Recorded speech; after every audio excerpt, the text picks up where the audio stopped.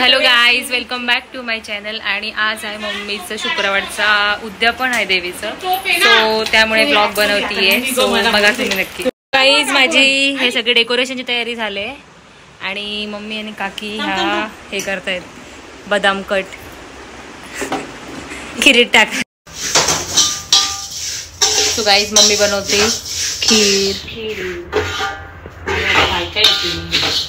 हाँ तू पण रेडी होता.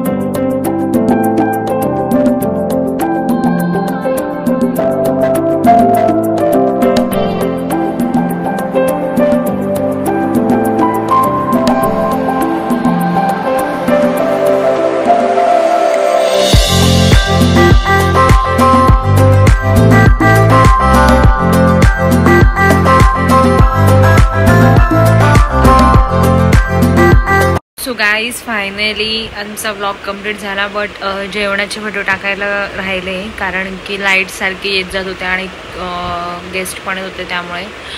सो पुढच्या व्लॉगमध्ये लवकरच भेटू. Bye, take care.